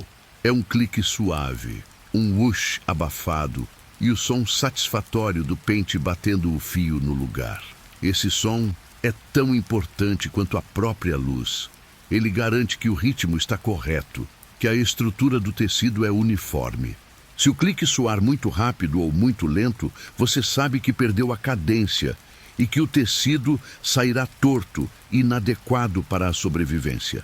Outros ofícios também floresceram na escuridão, migrando de uma arte visual para uma arte tátil. Pense nos escultores. Eles não podiam mais depender da luz para observar o jogo de sombras e volumes, a forma como a luz solar revelaria a profundidade da expressão em uma face esculpida. Agora, eles trabalham inteiramente pelo toque. Você pega o bloco de madeira ou a pedra macia e, com o cinzel, começa a remover o excesso de material. Você fecha os olhos não por necessidade, mas por costume, porque seus dedos conseguem ver o que seus olhos não conseguem. A ponta dos seus dedos traça a curva que você está criando, sentindo a diferença milimétrica entre o que é liso e o que é áspero, entre o que é a forma final e o que ainda é apenas excesso. O som do cinzel contra a madeira é um som seco e constante, um tipo de tamborilar meditativo que se mistura ao chiado da lamparina. O cheiro da madeira recém-cortada, às vezes doce como cerejeira, outras vezes resinoso como pinho, é a única prova olfativa de que o progresso está sendo feito. E há os oleiros. Os oleiros. Eles são os verdadeiros mestres da forma na escuridão. Sentados ao torno, com as mãos enterradas na argila úmida e fria, eles moldam potes e vasilhas de armazenamento que serão vitais para a despensa sombria que exploraremos mais tarde. A argila tem uma textura que é impossível de replicar. É lisa e fria quando está molhada, mas começa a ficar pegajosa e granulada à medida que a água evapora. Você sente o centro de gravidade do pote na ponta dos seus dedos, ajustando a pressão para que as paredes subam uniformemente. Qualquer desvio, qualquer tremor, e a peça inteira desmorona. É um ato de pura concentração, onde o toque se torna uma extensão da sua vontade. Você usa o polegar para medir a espessura da borda, confiando que a memória muscular de centenas de potes anteriores o guiará para a perfeição simétrica. O sarcasmo aqui é inevitável, porque imagine o controle de qualidade. Você termina sua peça de tecelagem, passa horas, talvez dias, sentindo cada ponto. E aí, quando você consegue colocá-la na luz fraca, percebe que o padrão que você jurava ser um quadrado perfeito se transformou em um losango ligeiramente deformado. O que você faz? Você suspira, encolhe os ombros e diz: bom, está quente, ninguém vai ver mesmo. A beleza se tornou um luxo. A funcionalidade é a única métrica que importa. É o controle de qualidade mais pragmático e, ao mesmo tempo, o mais preguiçoso da história. Os ofícios da baixa luz não são apenas sobre a criação de objetos, eles são sobre a manutenção da sanidade. A repetição rítmica do trabalho manual, o foco total exigido pelo toque, atua como uma âncora psicológica contra a opressão da escuridão. É um ritual que substitui o ritmo do dia e da noite. Você não está medindo o tempo pelo sol, mas sim pelo número de carreiras tecidas, pelo peso da pilha de argila transformada em potes, pela quantidade de lascas de madeira que caíram ao seu redor. A precisão alcançada por esses artesãos é assustadora. Eles são capazes de realizar em condições de iluminação que fariam um cirurgião moderno desistir imediatamente. Trabalhos que exigem uma finura inacreditável. Pense em como eles preparam as peles para o couro. A remoção precisa de gordura e membrana. O trabalho de curtimento que exige que você sinta a saturação exata dos taninos na pele. O cheiro do curtume é forte, metálico e azedo, uma mistura que repele a escuridão de uma forma diferente do fogo. Você esfrega o couro com óleos e gorduras, sentindo a textura mudar de rígida e quebradiça para flexível e resistente. Esse couro será a base de sapatos, de armaduras leves, de recipientes. Seus dedos, agora calejados e endurecidos pelo trabalho constante, tornaram-se ferramentas mais valiosas do que qualquer lanterna. Você toca a ponta do seu dedo, sentindo a aspereza da pele que se formou ali. Essa camada protetora é o mapa de todo o seu esforço. Você não tem mais impressões digitais suaves, você tem um relevo de cicatrizes minúsculas e calos que contam a história de cada objeto que você ajudou a criar. O mundo pode ter perdido a visão, mas em troca ganhou um sentido tátil que era inimaginável na era do sol.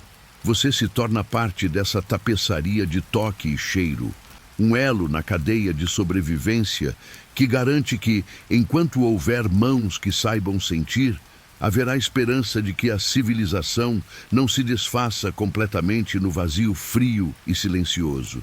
O trabalho continua, lento, suave e seguro, no ritmo ASMR da sobrevivência. O conforto têxtil neste mundo sem sol não é uma questão de luxo ou de exibição de status, mas sim um pacto silencioso com a sobrevivência, um abraço pesado e lanoso que você aprende a aceitar diariamente. Você acabou de sair da oficina, onde suas mãos ajudaram a tecer o linho grosso ou a feltrizar a lã, e agora é hora de vestir o produto final. Você sabe que a diferença entre uma noite de sono relativamente quente e uma noite de tremores incessantes está na densidade e na organização dessas camadas. Você sente o ar frio e estático da escuridão eterna tentando se infiltrar em suas células. Um inimigo invisível, mas palpável, que suga o calor como um aspirador de pó silencioso e implacável. Para combatê-lo, você se transforma em uma cebola humana, ou talvez, para ser mais justo, em um boneco de neve ancestral, atarracado e incrivelmente isolado. A moda, meu caro, é um conceito que foi descartado há muito tempo, junto com os banhos diários e a luz do meio-dia. Aqui, a elegância é medida pelo quão pouco seu corpo irradia calor para o ambiente. A primeira camada é sempre a mais íntima, e se você tem sorte, é feita de um linho finamente raspado, talvez até uma pele de animal jovem e macia, que absorve a umidade sem esfriar demais.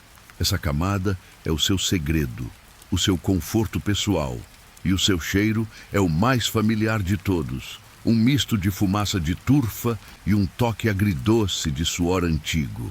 Você desliza a roupa sobre a pele, sentindo o tecido se acomodar com um sussurro suave, um som de fricção que é quase inaudível, mas que seu ouvido treinado capta como um sinal de que a armadura está sendo montada. Em seguida, vem o peso. O peso. É uma sensação que nunca desaparece, mas que se torna tão intrínseca ao seu ser quanto o seu próprio esqueleto. Você veste o que chamamos de túnica intermediária, feita de lã bruta, aquela que coça um pouco, mas que você aprendeu a ignorar. Essa lã não é tratada com produtos químicos sofisticados. Ela retém a lanolina, a gordura natural da ovelha, que não apenas isola, mas também repele a umidade. Ao vestir essa túnica, você percebe imediatamente a mudança na acústica do ambiente. O som do mundo exterior parece ligeiramente abafado, como se você tivesse colocado tampões de algodão nos ouvidos, e o som de sua própria respiração se torna mais presente, mais gutural. A textura dessa lã é áspera e densa. Seus dedos correm sobre ela, sentindo os pequenos nós e as irregularidades do tear manual. Não há perfeição aqui, apenas funcionalidade pura. Essa camada é a que retém o ar aquecido pelo seu corpo, criando uma bolsa de calor pessoal, que é a sua principal defesa contra a escuridão fria. Você se move, e o tecido emite um som de raspagem constante, um chiado lento e rítmico que acompanha cada passo. É o som da sobrevivência, um ASMR de fricção têxtil. Mas a verdadeira defesa vem com as camadas externas, a armadura de isolamento. Você veste o casaco de feltro, que é incrivelmente pesado. Feltro, para quem não sabe, não é tecido. É uma massa de fibras de lã que foram pressionadas e compactadas com calor e umidade, criando uma placa quase impenetrável. Este casaco tem a rigidez de uma tábua e vesti-lo requer um esforço coordenado. Você levanta os braços, sente o peso cair sobre os ombros e por um momento você se sente mais lento, mais enraizado. É como se você tivesse acabado de colocar um colete de chumbo projetado para manter o calor. O cheiro do feltro é forte, uma mistura de fumaça de fogueira velha e sebo animal. Para torná-lo resistente à umidade, ele foi generosamente esfregado com gordura de baleia ou de animal terrestre. Seus dedos tocam a superfície e sentem uma leve oleosidade, uma textura que não é molhada, mas sim densamente lubrificada. Você pode até sentir o cheiro nas pontas dos seus dedos por horas depois de tocar o casaco. É um cheiro que para alguns é repulsivo, mas para você é o cheiro da segurança térmica. É o cheiro que diz: o frio não vai me pegar hoje. A sensação de ser completamente envolvido por essas camadas é estranhamente reconfortante. Você perde um pouco da sua destreza, sim, e mover-se rapidamente é um desafio que você raramente aceita, a menos que seja absolutamente necessário. Você se move com a graça de um pinguim em uma armadura de malha, mas quem se importa? Ninguém está te julgando pela sua agilidade, apenas pela sua capacidade de se manter vivo. Para as extremidades, o foco é total na circulação. As meias são grossas, tecidas com a mais pesada das lãs, e você precisa de pelo menos 3 pares para conseguir isolamento suficiente nos pés. O calçado é de couro grosso, curtido com taninos da casca de árvores e, claro, impermeabilizado com mais gordura. O som que seus pés fazem no chão é um baque surdo, abafado pela espessura das solas e pela quantidade de material que envolve seus tornozelos. Pense no peso total. Quando você está totalmente vestido para sair, você está carregando o equivalente a talvez 20 quilos de material isolante. 20 quilos que você tem que mover, levantar e carregar por todo o dia de trabalho ou de patrulha. Isso explica por que as pessoas desta era tendem a ser mais musculosas e robustas. Não é um treino de academia. É apenas a necessidade diária de carregar sua própria sobrevivência. Há um sarcasmo sutil aqui, claro.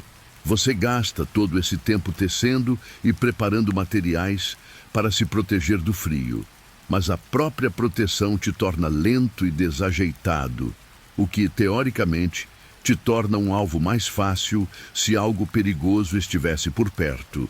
Mas o perigo mais imediato não são as criaturas ou os vizinhos desconfiados, é a hipotermia silenciosa e a escuridão que tenta roubar sua energia. Você aprecia o alívio de finalmente entrar em uma moradia aquecida pelo fogo. O ritual de despir-se é quase tão importante quanto o de vestir-se. Você sente o peso ser removido, camada por camada, e o calor interno do corpo irradia para o ar. A primeira coisa que você faz é sacudir o casaco de feltro, e você ouve o som seco e pesado do material batendo, soltando a poeira e talvez um pouco de neve seca que possa ter se acumulado. A sensação de alívio é imediata. É como se um peso de 10 quilos tivesse sido tirado de seus ombros, permitindo que seus músculos relaxassem pela primeira vez em horas. Você pendura as roupas perto do fogo, não muito perto, para não queimá-las, mas perto o suficiente para que o calor comece a evaporar a umidade e reativar o cheiro de fumaça e lanolina. Este é o conforto têxtil. Não é a suavidade do algodão moderno ou a leveza das microfibras. É a densidade, o peso, a proteção bruta e inegável que cada camada oferece. Você se deita em sua cama, envolto em mais cobertores de lã pesada e pele, e sente o peso da escuridão eterna ser contrariado pelo peso reconfortante do isolamento. Você está seguro, você está quente, e o som da lã roçando contra a pele é o último ruído suave que você ouve antes de se entregar ao sono pesado e merecido. Você é um casulo quente no meio de um mundo frio, e essa é a única moda que importa.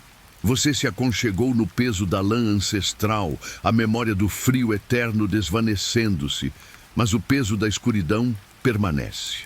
Agora, vamos virar a página do calendário por alguns milhares de anos, talvez até 1 milhão, e aterrissar em um tempo que chamamos de moderno, mas que para os seus olhos acostumados à eletricidade 24 horas por dia, pareceria quase tão sombrio quanto o mundo que acabamos de deixar.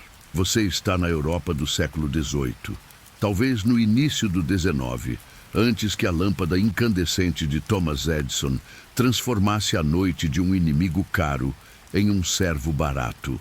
A diferença é que o sol ainda aparece. Ele ainda é um astro confiável, mas quando ele se põe, o mundo mergulha em uma escuridão que você hoje só experimentaria se desligasse o disjuntor principal e morasse no meio do nada.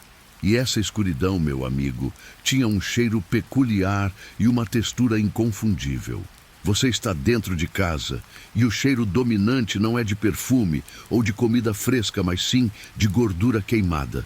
É o cheiro de sebo, o subproduto mal cheiroso e barato da iluminação.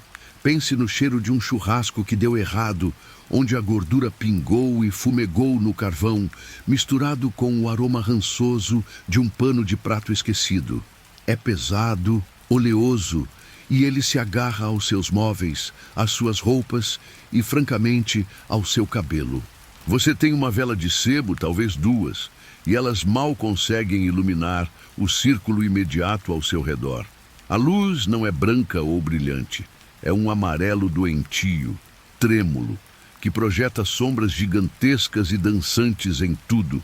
Você pisca, tentando decifrar o livro à sua frente, mas a luz é tão fraca que ler por mais de 1 hora é um esforço heróico que seus olhos não estão preparados para suportar. A tarefa mais comum da noite, antes de a eletricidade se tornar onipresente, era limpar. Você limpava a fuligem das superfícies, raspava o sebo escorrendo dos castiçais e, mais importante, você tinha que aparar o pavio. O som do aparador de pavio, um pequeno clique metálico e satisfatório, é um ruído noturno constante. Se você não aparar o pavio, a chama fica preguiçosa, começa a soltar ainda mais fumaça preta, que você inala com resignação e desperdiça a gordura preciosa. A iluminação não era apenas inconveniente, era um luxo financeiro brutal. Você aprende que, historicamente, a luz era incrivelmente cara. Um fato amplamente conhecido é que, no início do século XIX, um trabalhador médio em Londres gastava cerca de 1/3 de seu salário anual apenas para ter a mesma quantidade de luz que hoje compramos por cerca de 60 centavos em eletricidade. Isso é uma taxa de câmbio ridícula. A escuridão não era apenas a ausência de luz, era a presença da pobreza. Se você fosse pobre, você simplesmente ia para a cama quando o sol se punha, porque a alternativa era queimar seu dinheiro em fumaça rançosa. Você sente o ar frio rastejar pelas janelas de vidro fino. Mesmo que não seja o frio eterno da nossa civilização anterior, a noite moderna ainda traz um calafrio úmido. O conforto está na lareira, que fornece o calor, e um pouco mais de luz vermelha e cintilante. O som do carvão crepitando na lareira é a música de fundo da sua noite. É um som reconfortante, mas também um lembrete de que você está constantemente alimentando uma besta faminta para manter a escuridão e o frio afastados. Avançamos um pouco mais e você experimenta o cheiro do óleo de baleia. Ah, o óleo de baleia. Ele queima um pouco mais limpo que o sebo, mas o cheiro é penetrante e estranhamente marinho. É um cheiro de peixe velho misturado com algo metálico e queimado. Quando você se move para a rua, você nota a grande inovação: o gás de carvão. Você ouve o ris suave e constante dos lampiões a gás alinhados nas ruas principais da cidade. É um som de escape baixo, como um suspiro eterno da infraestrutura urbana.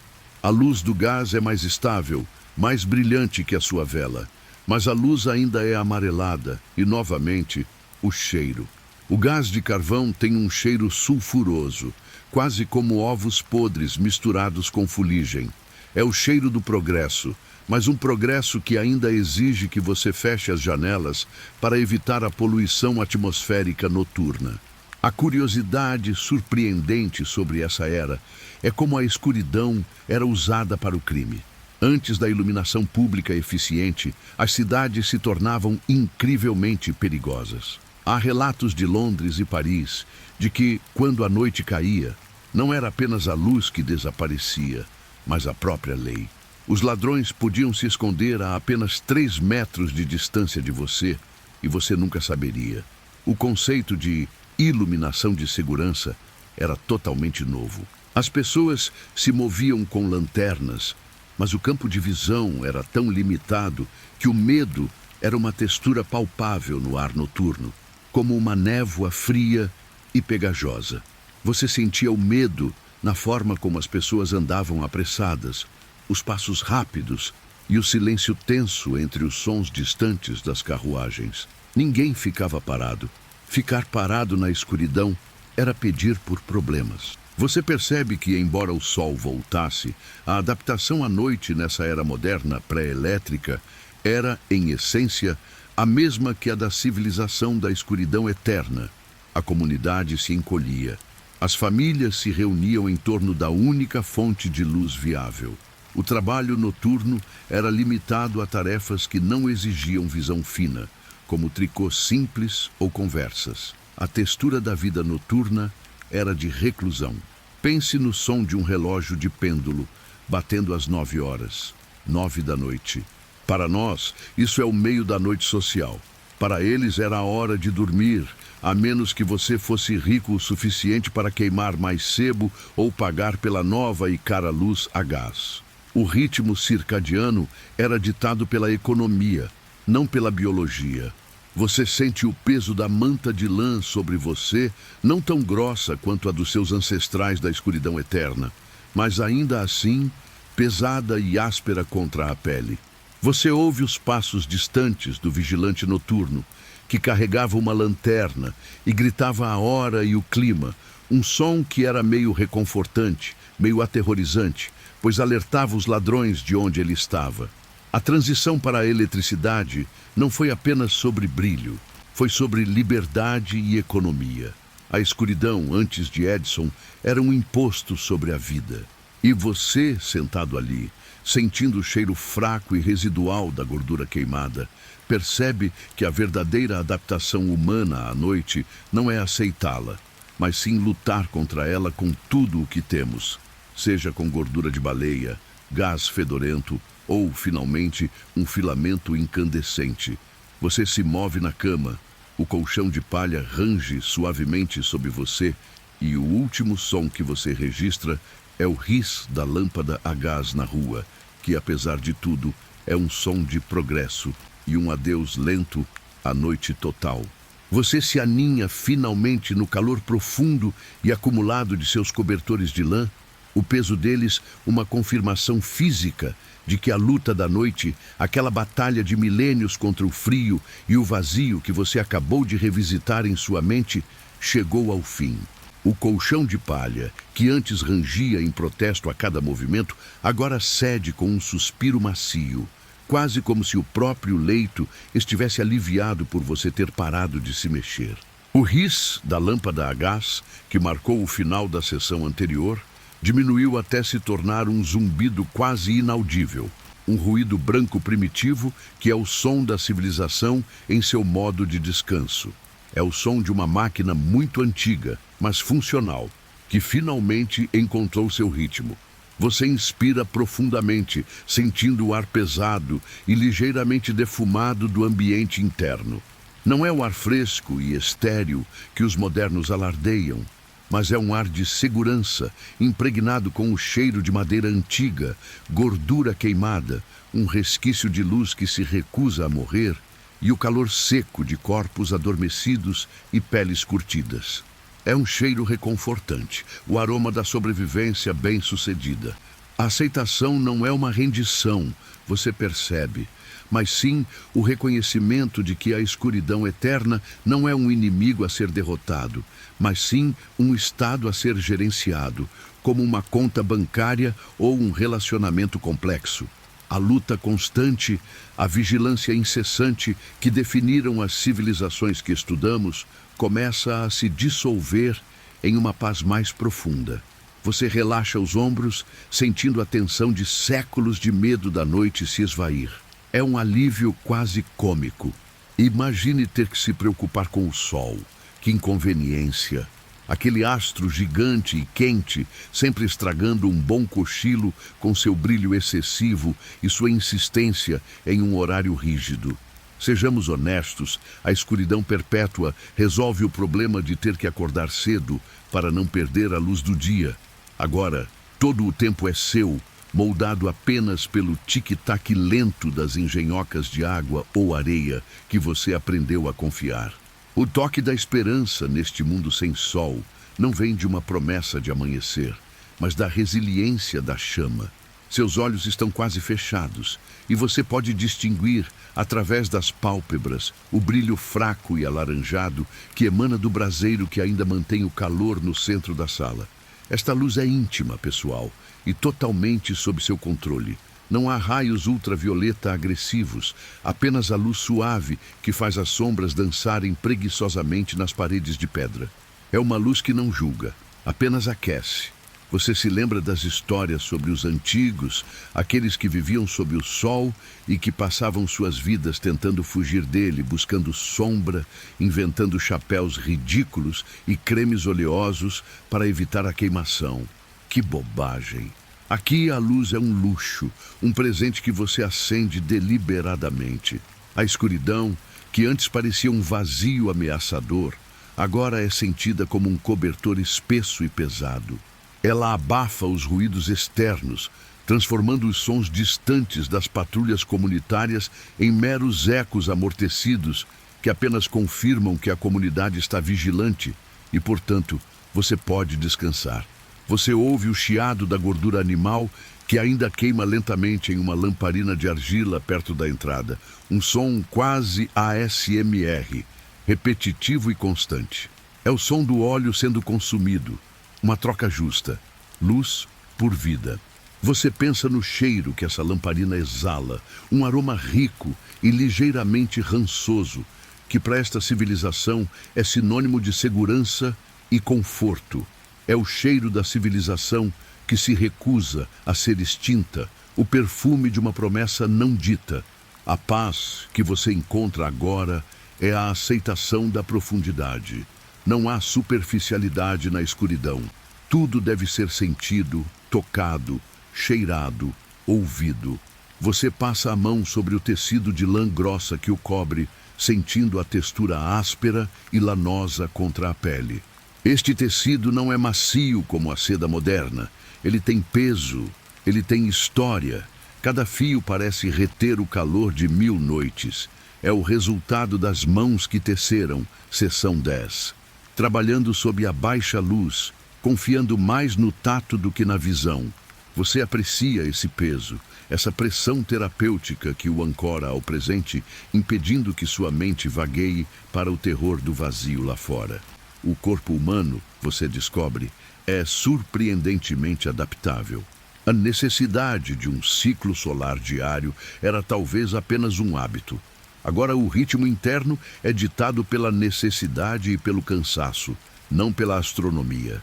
Você se permite afundar ainda mais no sono, sabendo que os rituais que mantêm a vida, a caça limitada, a preservação cuidadosa dos alimentos, seção 5, a manutenção do fogo, seção 2, continuarão sem a sua participação imediata.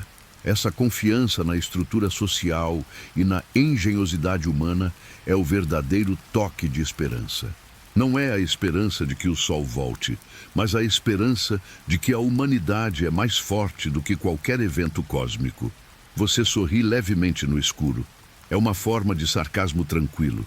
A natureza nos tirou a luz, mas nós simplesmente a reinventamos e a tornamos mais conveniente.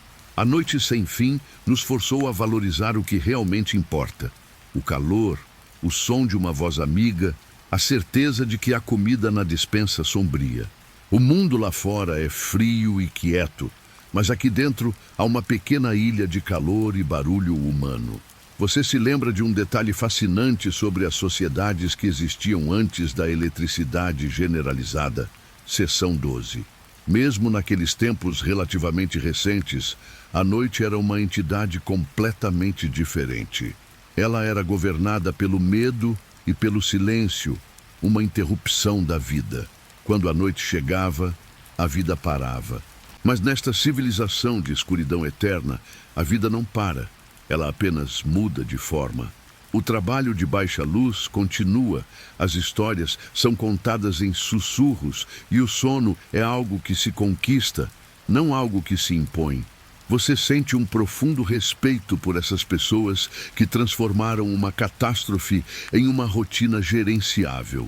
Elas não apenas sobreviveram à noite sem fim, elas a tornaram suportável, até mesmo confortável. O último som que você ouve antes de mergulhar completamente no sono não é o zumbido do gás ou o crepitar do fogo, mas o som do seu próprio corpo relaxando. É o som do sangue fluindo suavemente, o som da respiração que se torna longa e profunda. É a aceitação final de que a escuridão é o seu lar, e o calor que você sente é gerado pela própria perseverança humana. Não há mais necessidade de lutar ou de procurar. Você está seguro, você está aquecido.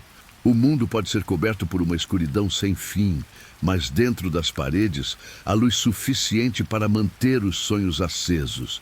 Deixe a noite fazer o seu trabalho. Você está finalmente em paz, envolto no silêncio que só a escuridão total pode proporcionar. E o seu último pensamento é apenas um conforto tátil, o peso do cobertor, a promessa de calor duradouro e o cheiro suave e familiar de fumaça e segurança.